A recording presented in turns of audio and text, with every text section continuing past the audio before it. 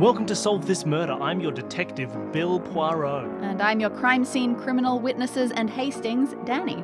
This is episode 2 of The Mysterious Affair at Styles, I guess. I realised I don't need to come up with a fun alliterative title for it. No, oh, what fun. We have such freedom.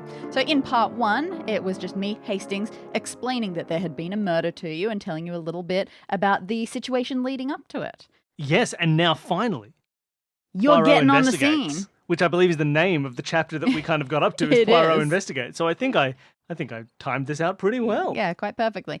And so, Poirot, since you're about to get into the Inglethorpe house, I should probably give you a slight reminder of who you might meet while we're Yes, there. who are the players in this scene? So the poor victim was the elderly Mrs. Inglethorpe, Yes. who has recently married the much younger Alfred Inglethorpe, Yes. who has recently returned to the scene after not being around last night when the murder happened. Yes, he was off at Denby's house. Mm-hmm. That's a fake friend. You can't invent a friend. What was your friend's name, Alfred? His name was Denby. Yes, that'll do.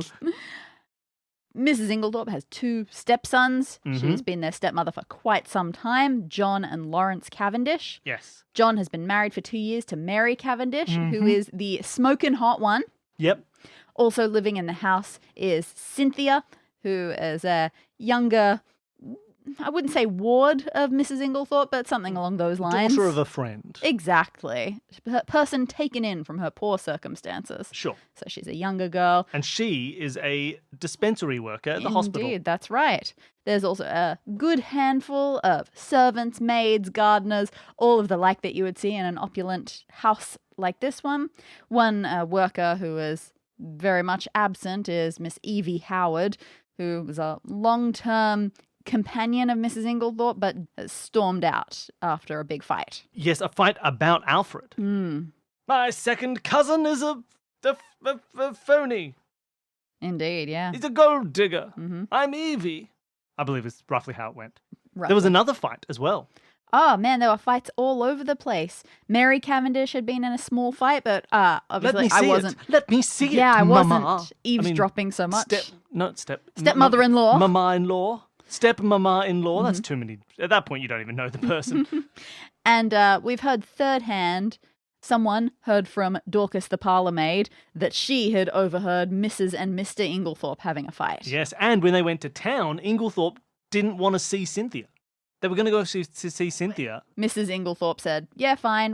You go Yeah, have you go see tea Cynthia. with Cynthia at I'm work, off. I and gotta go I'm home." going to go write some letters." And then when we got home, she had been very flustered, and that's when we Yes. heard that these fights had been happening. Mm. Oh, we forgot the 2 doctors, Dr. Bowerstein, a friend of Mary's, and Dr. Wilkins, Mrs. Inglethorpe's personal doctor. Yes.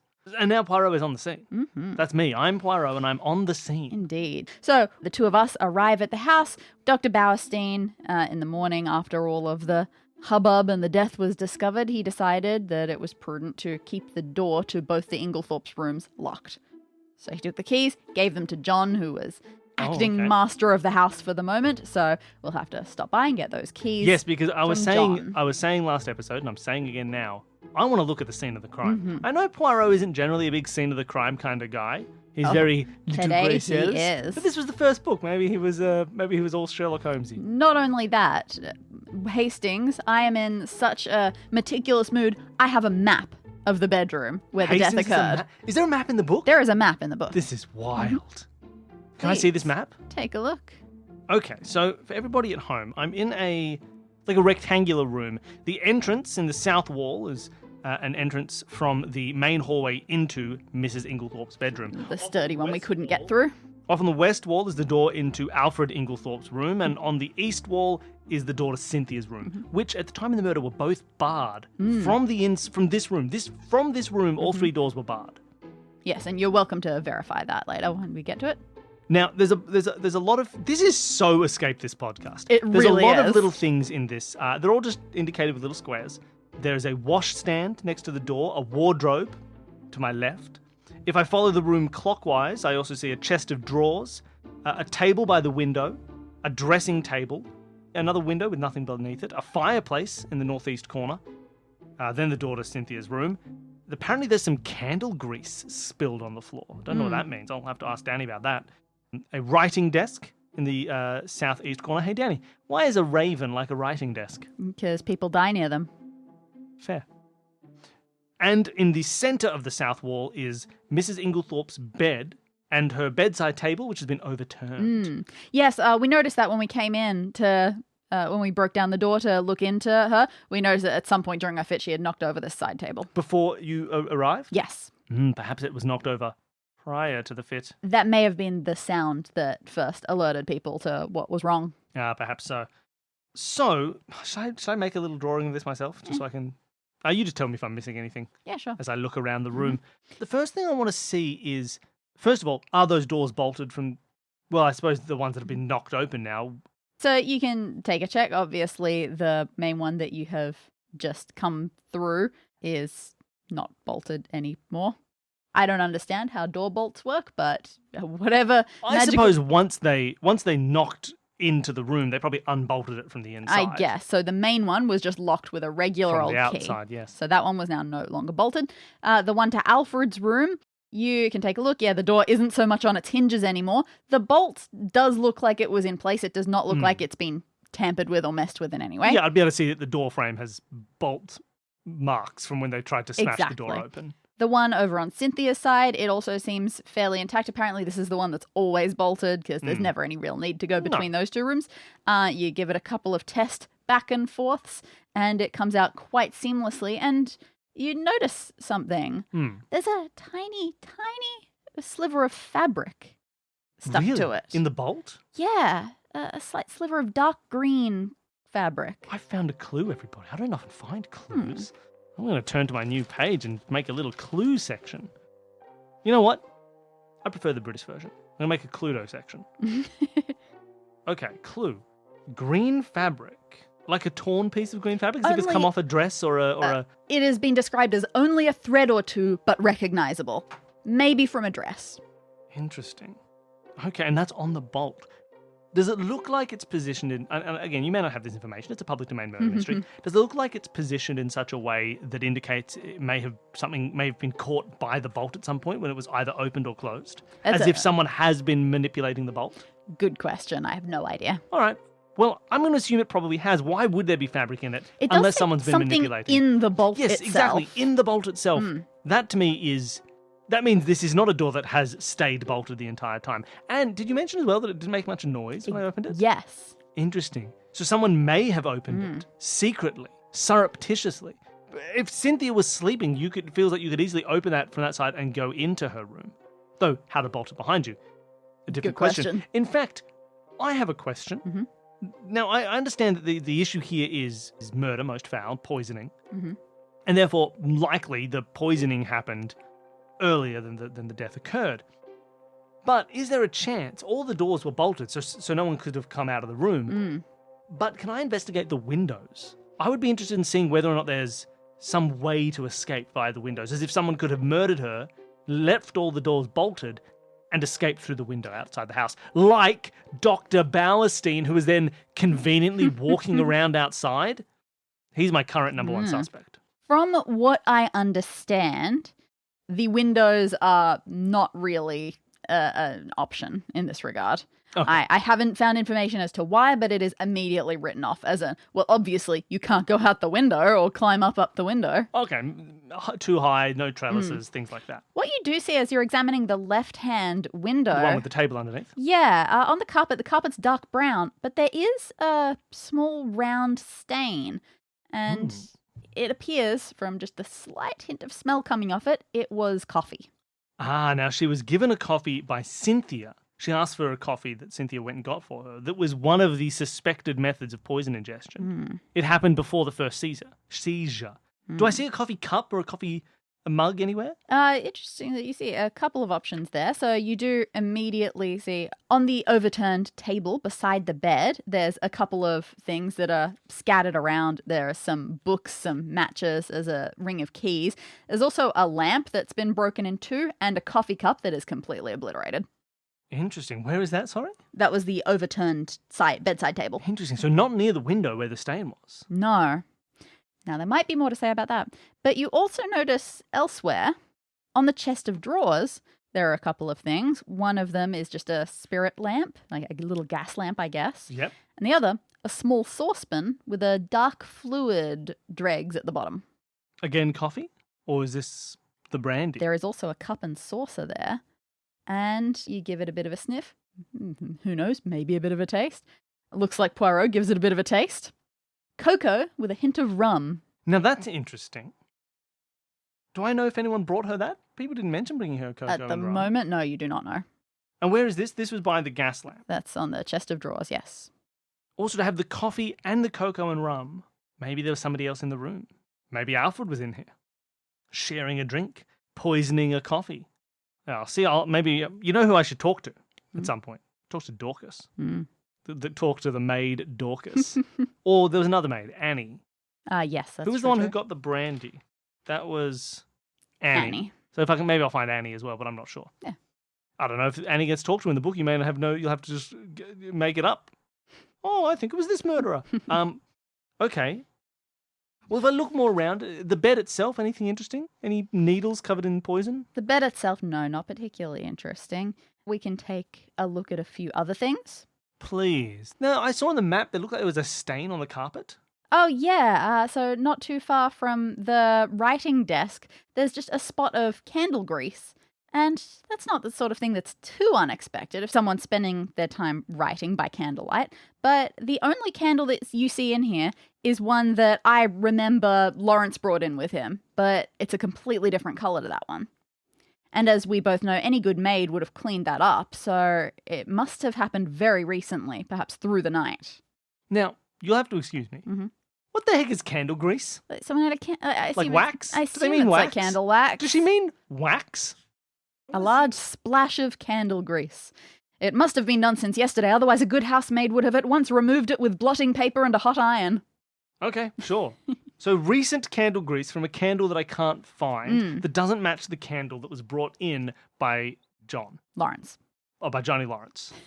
By Lawrence. Yeah. Interesting. A mysterious candle. Mm. All right. There are a couple of other things worth paying attention to in here. Anywhere else that you might like to go that looks suspicious? Well, the washstand seems like a thing. Is there anything interesting in there, like poison? You go take a look at the washstand, and you do find something in here. You find a box that you recognize. It's the sort of box that a chemist gives for powders. You take a look at the label, and it says that it's for a sleeping powder. Interesting. But it's empty. Another possible medium for poison. Especially something that Cynthia could have... I'll ask Cynthia about this. One thing that you do note, you see that there are typical printed out instructions for how often to take it. Oh, yes. There is no prescribing pharmacist's name. No evidence of who gave the prescription. Now, either that means someone gave it and didn't want it to be known, or it was taken, perhaps unofficially. Maybe Cynthia... We know from talking with Hastings earlier that people here do whatever she says, right? She says, go get me this, go get me that, yes. right? So it feels like maybe she has the pull to be able to say, Cynthia, steal this for me. Get me some sleeping powder. Well, even then, how much of it would necessarily be a stealing thing if you just know someone who works in a dispensary and say, hey, can you grab me something? Yeah, just doing it under the counter? Yeah, this is 1920. Nowadays, I still wouldn't be surprised to hear that someone has that sort of access. Yeah, true. So, yeah, 100 years ago, who can say? Maybe something's happened there. Now, there are still a couple of other things that might be worth looking at, both of them on the right-hand side of the room. One of them, the writing desk itself, of course, yeah. It has a big purple box on it, which is apparently a dispatch case, as we talked about earlier. A thing that important documents get stored in. Yes, I want to see if she was writing letters. It has a key currently in its lock. Just a little key with a little wire running through its hilt. What do you call the back of a key? Handle? I guess. So, you know how sometimes that happens. You just thread a bit of wire so that it's easy to carry a key around. Yes, sure.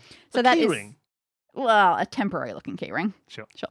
It looks, so the key is stuck in the box right now.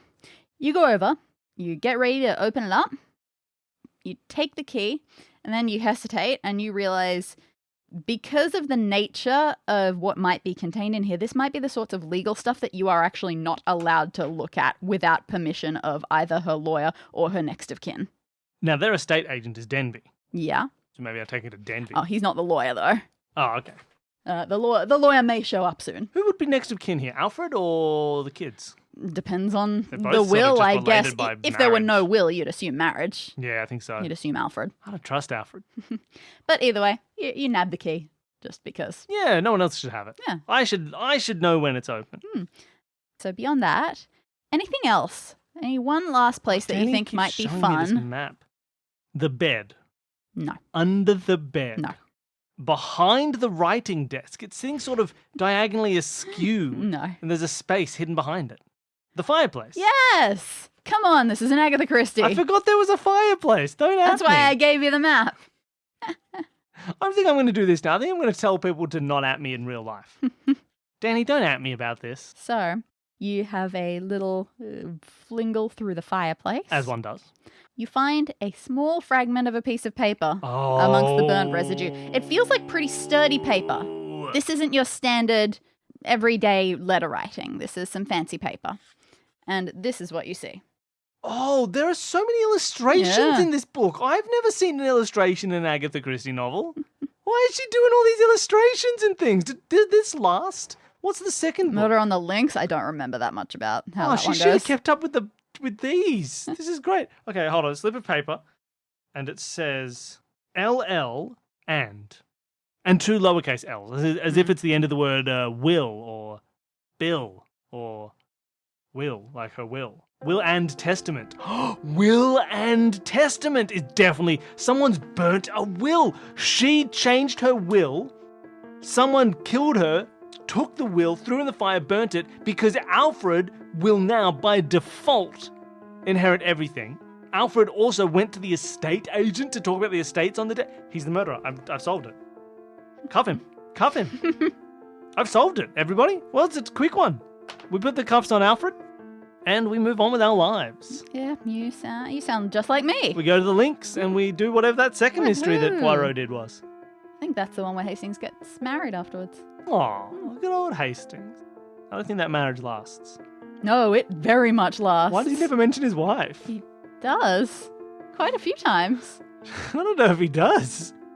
A significant Why does part. he never talk to her? A lot of the second one. In the second, in Curtain, he spends a lot of the time mourning because she's died. Oh no, I told you it didn't last. All right. So... I had no idea. I've read a lot of Poirot. I had no idea he was married. I just reread Big Four, and the Big Four threatens to kidnap her a lot. Does she ever appear in any of the books? Yes, the second one. Yeah, other than that, other than one where they get married, does she ever appear again? I think maybe once more. Hastings should spend more time with his wife and less time with this. Oh, it's with this actually- small bald man. It's actually, well, there's a big portion where Hastings is supposed to have gone away to South America with her, and so she stayed behind in South America while he's come back to England to catch up with Poirot. Yeah, stick with your wife, Farrell. Come on, man. Okay, so that's an incriminating slip of paper. Yeah, now you found a good deal of points of important clues in this. No, room now, you're haven't right. you? I got a bunch of points. My scores are like 250 now. Points of interest. What would you say are the most interesting things that you've just found? On a review of this room, Mhm. here are the interesting things that I have found. Obviously, will and testament burnt. Mhm. Important about motive. Mhm. It means that the will may have had Is a lot of probably motives. relevant in some way. Purple dispatch case. Mhm. That'll be interesting for later. Mhm. The sleeping powder, I gotta find out from Cynthia if she has a connection to that. Mhm. Another medium for poison. Mhm. The fact that there is a second unaccounted for drink of this cocoa and rum, that to me is important for mediums of poison. Don't care so much about the fact that there's a coffee stain on the ground means she maybe didn't drink the coffee. Or it was from the drinking of the coffee that suddenly she was getting poisoned and she's dropped it. But then the coffee cup would be smashed by the window and not by the bed. What did I say about that coffee cup? You said that it was in smithereens. Yeah, If you dropped a coffee cup, is it carpeted? it's carpet. It wouldn't smash to smithereens Probably if you not dropped it quite off a so bed. much, no. Someone has taken the coffee cup from the window or somewhere else and they have smashed it or some other cup. It's possible. That's not a natural smash. No, it definitely, the more you think about it, the more it looks like someone has ground their foot into it. Ooh, that's... Well, something along those It may have lines. also smashed in the response to her seizures. Possibly. I do not recall such a thing happening at the moment. Oh, you're Hastings now? Yes. Okay. It may have done. But yeah, the more you think about it, the more it looks like this was a deliberate thing, that coffee cup. And why might someone have done that? Like you say, to hide where it was? That could be a To hide thing. where? To make it unexaminable Oh, for yeah. traces of It strychnine? is very much unexaminable. Someone's trying to hide the strychnine. Or Or hide that there was no strychnine. that could also be interesting. Because there could be an in the event of my murder part of the will. Maybe someone's trying to make it seem like a murder. Oh. Maybe Buford. Maybe someone's framing Alfred. Maybe someone's framing Alfred. Who knows? Or maybe they're just trying to hide how they actually gave her the strychnine some other way. Yeah. The why you would do that is a bit silly. Oh, for sure. Unless you're Cynthia and it was in the well, it wouldn't no you like if you were Cynthia, you'd want to not make it seem like the coffee either. So and there's also this thread on the door into Yeah. Cynthia's room, implying that someone has been unbolting and using that.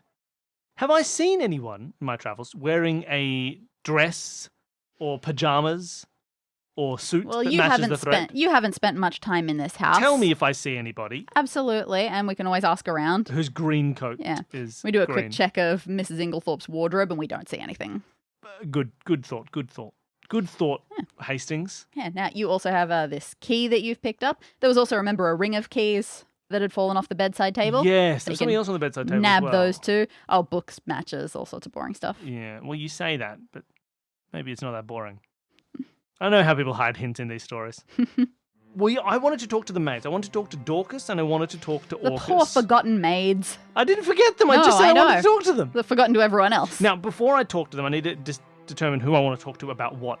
Dorcas was the one who went off to get the doctor, No, that was it. Wait. Yes. and Annie was the one who went to get the brandy. Yes. Okay, let's talk. Well, Dorcas was the one who went to get Bailey to get the doctor. That's right. Dorcas is late. Dorcas is passing that baton. And Dorcas also knows about the fight.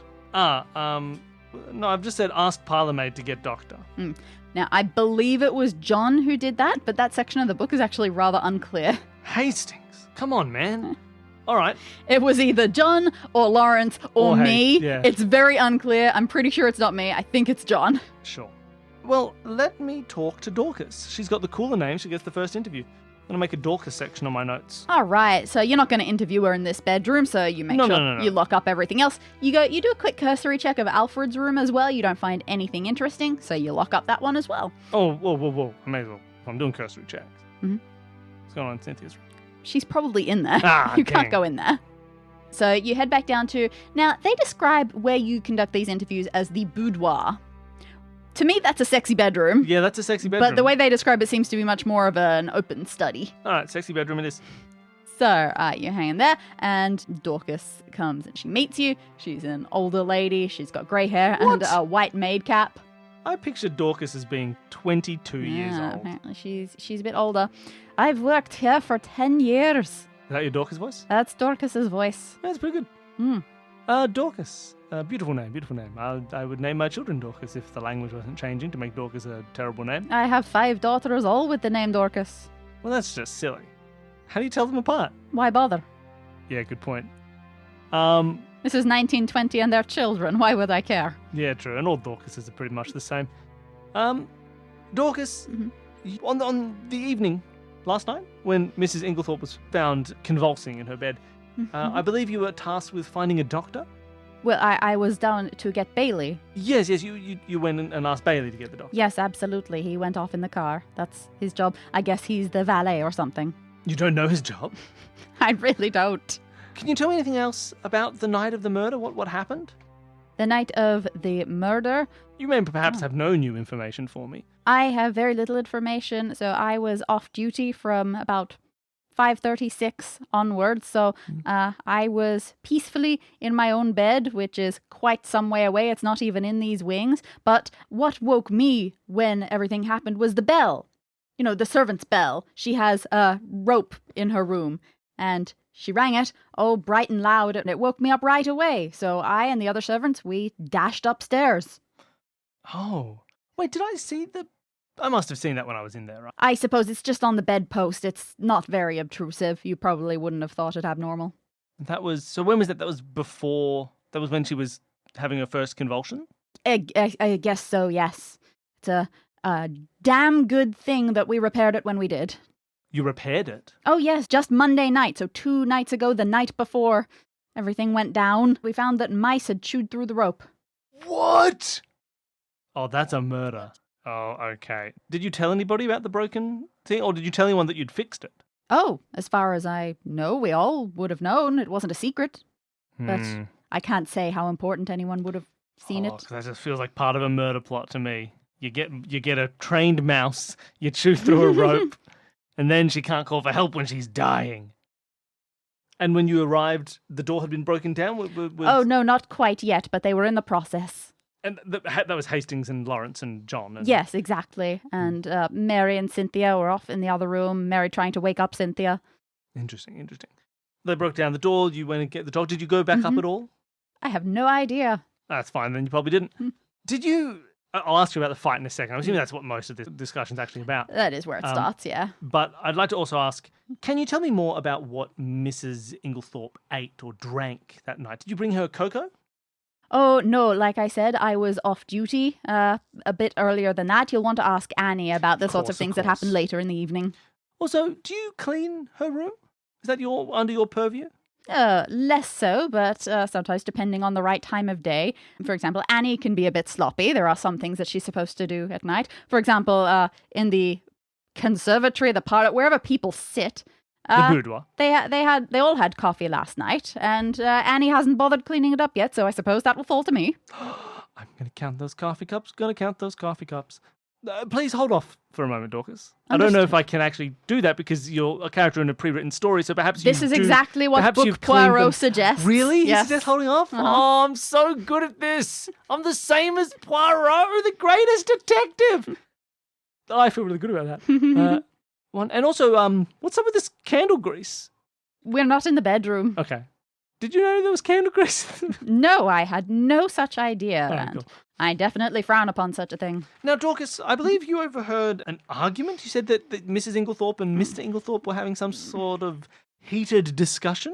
One doesn't like to gossip about these things too much, but yes, yesterday afternoon I did hear something. I don't want to betray her secrets, but, well, you know, there is someone in this house that... Betray the secrets, Dorcas. Dorcas, tell me everything. I'm Poirot. Yes. Well, not putting any names to it, but there is someone in house that none of us can ever stand. And when he first came here, it ruined a lot. So I was going just along in the hall outside yesterday. Not tea time. It was 4 o'clock, perhaps a little bit later. And so I happened to be passing along, and I heard the voices. Oh, her voice, Mrs. Inglethorpe, loud, angry. So it was loud enough, I couldn't help but listen, and let's be honest, I stopped to listen a little bit. Of course. There are a few joys as great in life as eavesdropping into an argument. She has a very clear voice, Mrs. Inglethorpe. You might know she was involved in many societies. She gives good speeches at events, all that sort of thing. So of course I heard her. You've lied and deceived me. Oh, false one, you have deceived me. Also public domain. I have deceived you. Yes, deceived me. I'm just saying. We could sing that whole song. No one can sue us. Yeah. Now, Mr. Inglethorpe, he mumbles a lot more, so I didn't hear what his response was. Just a... But then she said, "How dare you? I've kept you, clothed you, fed you. You owe everything to me. This is how you repay me. You bring disgrace upon the name." And then... he said something else, and then she said, "Nothing you can say will make any difference. I see my duty clearly. My mind's made up. And no fear of publicity or husband-wife scandal will deter me." And then I thought I heard someone coming to the door, so I made off. A scandal? I wonder what he has done. I mean, it sounds like a tawdry affair. I've got to be honest. Tawdred? Sordid. Tawdry? Tawdry. Tawdred is not a word. No. Have you heard about when Evie left? I've heard that she had an argument. I believe Evie said that, I'm checking my notes, where, she said that he wasn't to be trusted, that he was a gold digger, but, appropriate 1920s parlance for that. Perhaps it wasn't mentioned. She also suggested that maybe he was spending a bit too much time at the Rakes farm, where I don't need to tell you, the wife, Mrs. Rakes, she's rather younger than her husband and rather attractive. Let's just leave it at that. So it's like a double affair. Is there a term for... Why don't we have a different term for... Double indemnity. Yeah, exactly. Why aren't there terms for like an affair? Double jeopardy. But then like a double affair, where both people are having an affair at the same time, thus cancelling it out and there are no affairs at all. Oh, perfect. Now, I don't know if there's any truth to such thing, but... Rakes farm? Yes, just one of the next farms over. Interesting, an affair. A tawdry, torrid affair. It must have been quite bad because it was around 5 o'clock. Mrs. Inglethorpe, she rang her bell, told me to bring her a cup of tea. No food. Cup of tea? Yes. Did you bring her a cup of tea? Of course. Oh, this was days This is ago. at 5 o'clock. No, this is yesterday. Oh, it's 5 o'clock yesterday. Yes. She drinks a lot. Okay. And so, she looked quite miserable. She was very distressed. And she told me that she'd had a great shock. She was holding a piece of paper in her hand. I don't know if it was a letter. I don't know. It looked like it had writing on it, but she was just staring at it. So I told her, I'm so sorry, you'll feel better after a nice cup of tea. And she just sort of mumbled, sometimes to herself, sometimes to me. She said, everything's changed. Everything has changed. And she looked at me and she said, never trust a man, Dorcas, they're not worth it. Oh. And? Do you trust a man? Well, who can say? And she said, a scandal between husband and wife is dreadful. I'd rather hush it up if I could. She wants to hush it up. Did you get any more details, Dorcas? No, not at all. And then afterwards, Mary came in. Mary, the daughter-in-law. Mary Cavendish, yes, John's yeah. wife. The stepdaughter-in-law. Yes. I hear that maybe they exchanged some harsh words to one another, but I wasn't there at that point. Interesting. Now, as for that piece of paper, I have no idea what was on it, but if it was important, it would likely be put in her purple case. Ah, yes, her purple case. I need permission to open that purple case. Oh, I mean, good luck. She lost the key yesterday afternoon. But of course she had a spare on her key ring. Yes, I have the key right here. Oh, that single key there? Yes. No, that's the one she lost. This is the one she lost! Oh! Where did you find that? I looked It was everywhere. in the case, Dorcas. Dorcas, solve this. Hastings, you're fired. I'm bringing Dorcas with me. Dorcas, let's do this. Let's solve the case. Oh, please. Anything else you would like to know? You said she lost this key a few days ago? Just yesterday afternoon around midday. I gotta make a note in my Cluedo section. Oh, that's so wild. Thank you so much, Dorcas. You're so helpful. Yes. Anything else? I believe there's one more question that it might be worth asking. Oh, one more question that Poirot asked that I haven't asked? Is that what you're saying to me, there are Dorcas? a couple, but one of them of particular Oh, importance. so there's a few things I've missed. No, I'm so dumb! we've already covered most of them just in different orders. I'm so dumb! Dorcas. Mm-hmm. Got to get this right. Dorcas. Who did the murder? Who did the murder, Dorcas? Who did it? Dorcas. Can you tell me about Dr. Burstein? Oh, I don't pay any particular attention to the members of the house, apparently. All right, Dorcas. What do you know about green dresses? Yes! Oh, I'm so good at this. I'm the best Poirot there's ever been. Oh. Miss Cynthia has a green evening dress. Cynthia! Yes, a light green chiffon material one. Does it look like this and I hold two small threads? That looks like dark green. Oh, so doesn't seem like it matches. I wouldn't have thought so. It doesn't match how I'm picturing it in my head, and I not a very common evening dress colour. I can't think of anybody else who has something like that. Okay, so I don't get much info from Dorcas. Oh, okay. Thank you, Dorcas. One more thing. Dorcas, I asked about the cocoa. Yeah. But she doesn't have any info. No. Dorcas, do you know if Mrs. Inglethorpe was taking sleeping powder to help her sleep? Oh, of course, very regularly. Do you mean last night? I do mean last night. Oh, no, definitely not last night. Why definitely not? The box was empty. She took the last one 2 days ago and hadn't had any more made up. Interesting. Okay, the powder box was finished 2 days ago. All right, thank you, Dorcas. Well, if you would like to get on some proper walking boots, Oh. you can continue and hang out with me for the rest of the investigation. You can be my Hastings. Oh, sorry. I thought you were going to tell me to go out to the gardens. No. It's not a job for you. It's a fun thing we can do together. You should probably look at it. It's a very nice garden anyway. There are some, what do they call it? French windows, the ones that are basically doors. Yes. Yeah, out here, and they go straight into the beautifully fresh flower bed, which Poirot spends some time admiring because it's perfectly symmetrical. Wonderful. I'll do that. Good. You admire the begonias. They're all Lovely. freshly planted, and this is where you start asking how many gardeners this poor place has.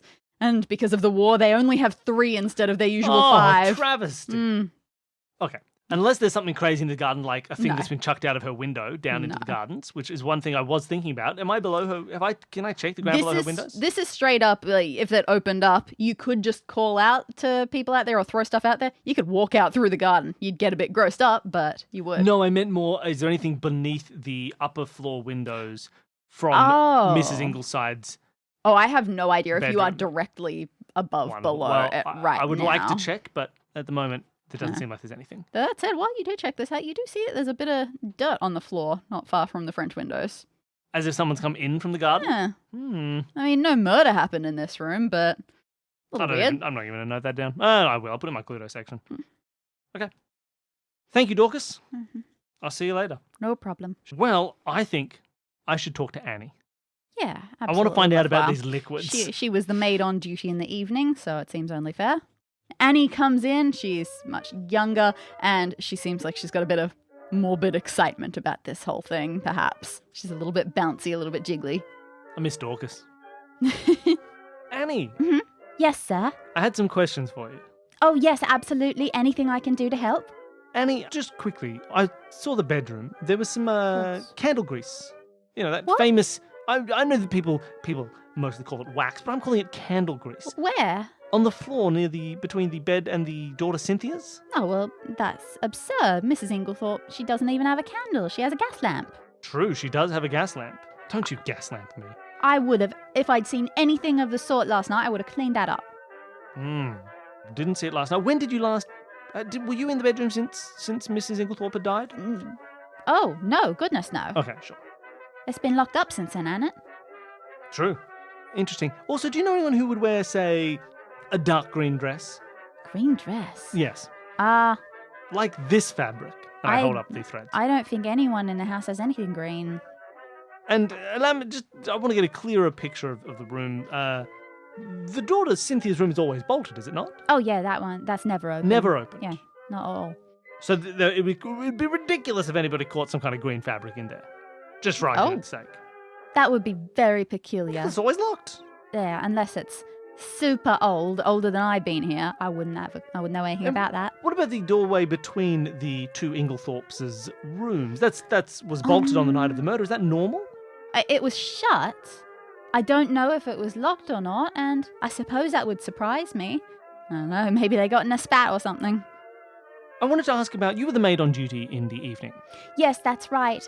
Dorcas leaves like 5:30, 6 o'clock, something along those lines. Yes. And so I took care of most of the work after that. You know, moving things around, all of that sort of thing, sending letters, all that business. Did you bring Mrs. Inglethorpe coffee? Coffee? No, the coffee, that all happened with the guests pouring things for each other. I do believe Mr. Alfred poured out the coffee, but then would set it down, and then Cynthia took it back up because he went to answer the door or some such. So Cynthia took it up to Mrs. Yes. Did you bring her a cocoa at all that evening? Of course, I do that every evening. Even with the coffee as well? Well, yes. Like the cocoa, she doesn't drink that right away. She leaves that in her bedroom and she drinks it through the night. Interesting. Was it drunk when I was up there? Yes, there were only dregs left. When did you bring up the cocoa? I'm assuming she was she in bed by that point, or? No, not quite in bed. So, well, do you want to know when I took it upstairs or when I took it to her room? You take it upstairs and then to her room? Well, yeah, the kitchen, it's quite crowded, so Chef makes it up a little bit earlier. So at about 7:15, I take it and I put it on a little table just to the entrance of the second story, over in the left wing. Sure. I could show you on the map if you like. Yeah, why not? Here you go. Here, you see table yeah. right there. And then it just gets left there for a little while. She doesn't mind if it's cold. Does it? Okay, please go on. And then at 8 o'clock is when she wants it taken in. Are you saying you take up an individual cup and leave it there, or? Oh, no, the whole saucepan as well, The whole with a cup. Yes, of course.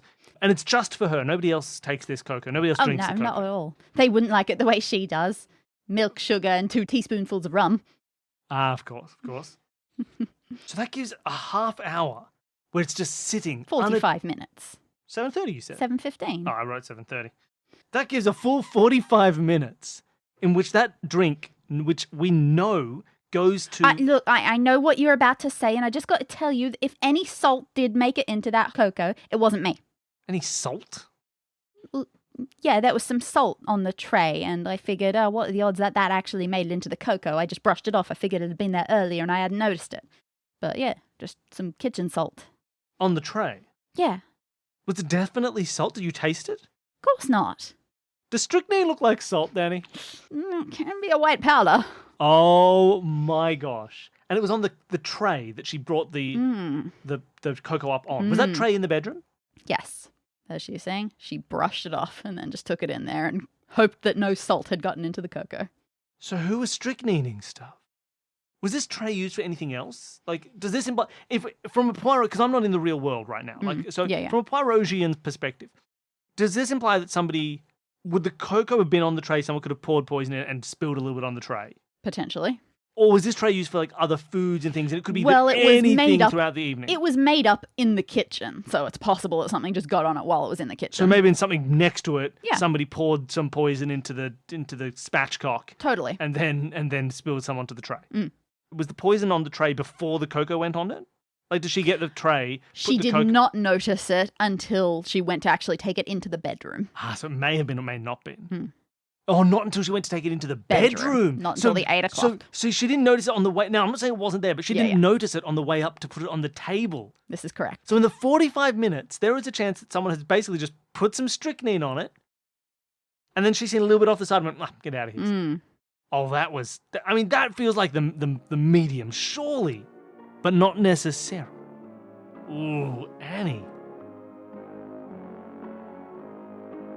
Solve This Murder is created by Bill Sunderland and Dani Siller as part of the Consume This Media network. To find out more about all of our shows, you can head to consumethismedia.com. If you want to try your hand at solving this murder yourself, send your current theory in to solvethismurderpod@gmail.com and you may end up on our wall of detectives. A special thank you to Jared, Devon and Whit from the podcast Advanced Sagebrush and Shootouts for creating our theme music, and thanks to all of you for listening.